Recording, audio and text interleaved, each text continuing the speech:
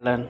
Now, that message on the screen, just when you have the time, you just read it. This is basically Clara's childcare, these updates. Just want you to know when the day that you turn motherhood, you get to receive all these messages every day from childcare to progress as Clara's learning. I know Clara didn't talk much to you on that night, but she's very vocalized a lot more than before. And the reason why I wanted you to do a job that you don't want to do or a low entry job. One is money, and two, you gotta build up your skills. Right. The reason why I'm saying this is you have this badge over your head right now. You're coming from a very great school. You just graduate from university. I deserve 80,000 plus per year. I'm pretty sure you're like that. And let's look at the stats. Let's look at the stats. Today, Spain has won. Spain only has won 2 FIFA World Cup. I'll just leave the screen here.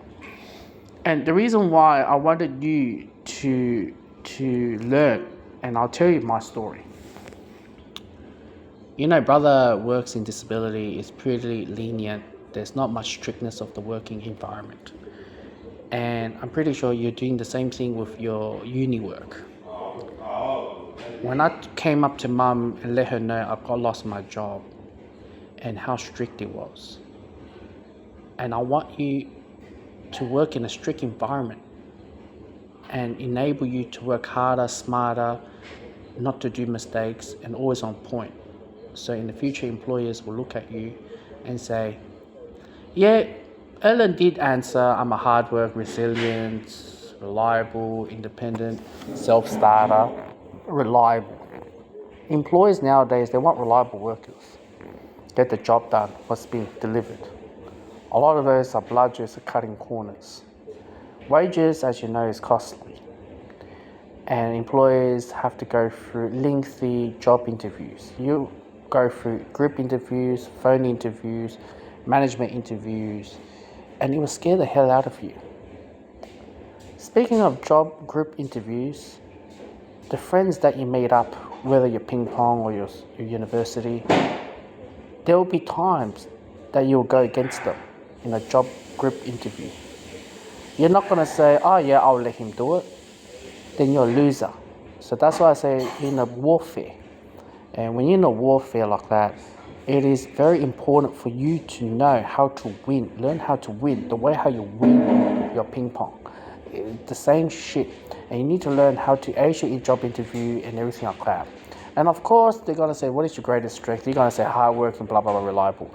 But when you got the job and then you're not showing that, you're being slacking off or you're not being loosely, and I told you the story how I lost my job. I don't want you to go through that. That was my closest dream job route, that company that can work for life for another 15, 20 years if I don't mess it up, because it's just 10 minutes drive from my house and I can go to another aged care, it's like 10 minutes. So that was my plan. That's why it hurt me really bad. And I want you to know that, you know, brother's been having 6, 7 companies working every year. I lose 3 companies or 2 companies, and some years I don't. And you got to be played the game. And each company taught you differently how to be great. But the most important part is to be reliable, not to be lazy, not to be a bludger. That's why I always ask you to go to do the shitty jobs and do your training ground over there. And early job sack is okay, you're not going to go back to the field, but it taught you something. One thing that brother could say to you is the fact that when you're doing this type of low income job, is that first of all, you're building a skill. Second of all, you're building bread and butter. Third of all, the people you're surrounded with, are you generally family orientated? All right.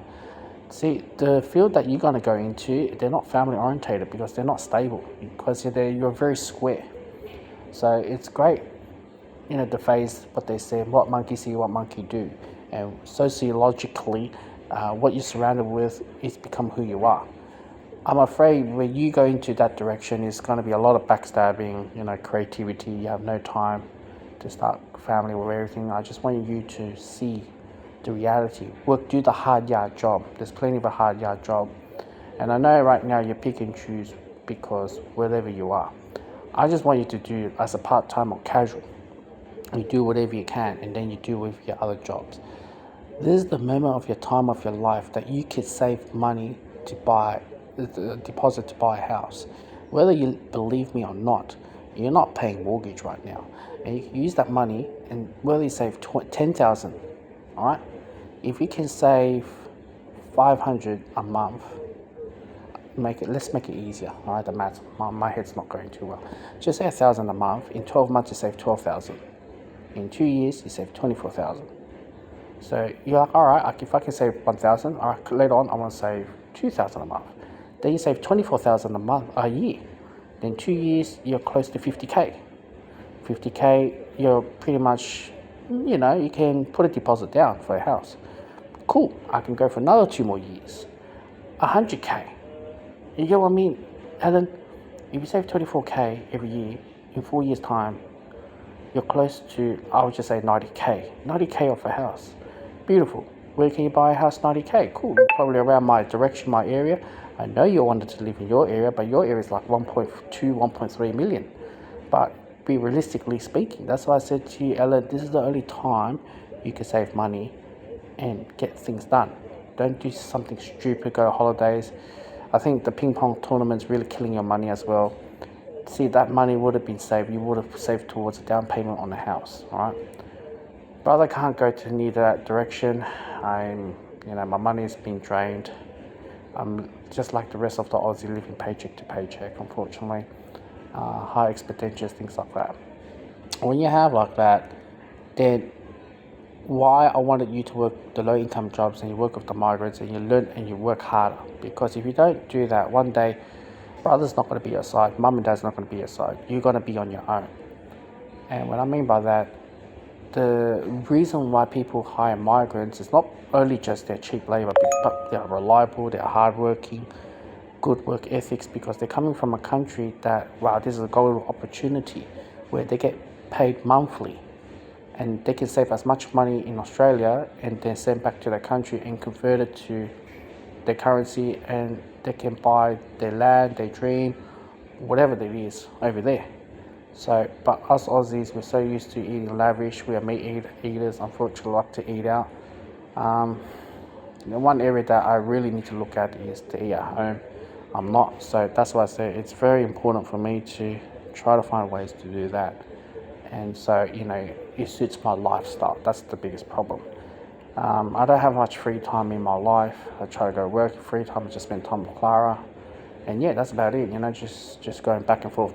That's why I say this video is the reason why I want you to be disciplined, whether you go to a military, just to do Army Reserve or join the military, just to toughen you up and discipline in a way that make you have a strong work ethics. And when you do come to your dream job, you don't lose the way how I lose it. So when you have like that, it comes to direction where that in the warfare, that's why I said to you, Ellen, these are the stuff that nobody taught you. But when you're in a job in the warfare, your dad will tell you why, he survived that long in his workplace. Even though it's a strong PC culture, he learned to shut his mouth, certain things like that. But we are too opinionated. And you started to ask why your dad, at that age, and find my mum, a single mum, and get into a relationship, not accepting me in the family. Like I said, I'm not blaming anyone, but he fought his dignity and get where he is today. Mum has to go through that route, married to that man, and had you. Once upon a time, they live around Clayton. They live in a very small house. Your dad was, like I said, I did not know your dad too well. Was, I don't know what's his dating life or whatsoever. But out of all the women, why did your dad chosen my mum? And I can say this because I haven't spoken to your dad. I haven't spoken to mum about this. I could say that, mum is not PC. She's conservative. Yeah, she's a single mum. Mow the lawn for the neighbour house, which is his house. And not only just that, she's easy to be communicated, doesn't talk back. and agreeable, conservative mindset, trad wife, that's the word that we like to use in the red pill community, trad wife material, and decide to marry my mother and have you and live happy ever after, live in Vermont South, house being paid off. Just imagine your father didn't marry my mother. What will his life to be like? Marry some other girls and divorce, you'll be not having a house, not having a family. And that's why I said to you, it's very important, you know, and I always encourage you to look through ahead of family life, because how much it has changes me as a brother. Unfortunately, between me and Lyle, we didn't work out really well, but I just hope that the man that you followed, what he goes through. There's many things that changes Lyle, and I could say one area. You see, and this relates, I did one of the videos about this, but I have to dig through the video. A man and a woman's career, especially a woman's career, when they change career, especially if they're high up the management level or ownership level, obviously they have a huge responsibility running a team, and obviously, you know, stress level is very high. Obviously, in regards, this is where it becomes sexist. The feminist doesn't like me to say this. They don't do really well with stress in comparison to men. Obviously, men cannot do stress, but I'm just saying in percentage wise. So when you have like that, the woman will go through the boss babe. She feels entitlement. She thinks the world, everyone's bowing down on her. But what she did not realize is the fact that in your career life in Australia, you can lose your job and nobody's going to look up to you. So that's why you always stay humble, even you being at that position. So whether the man that you marry to is very strong in that level, like bossiness, whatever, you have to look at where they come from. Maybe has to come from a strong family, fatherhood, or the work environment stress. That's also making impact. You just let them know they have to ease down a bit, make them a bit happy, relax a bit. And just with Lai, it's just being, you know, I just found out since last year is that owning a nail salon in the Vietnamese community is like highly regards. So they have to treat everyone like a matriarchal.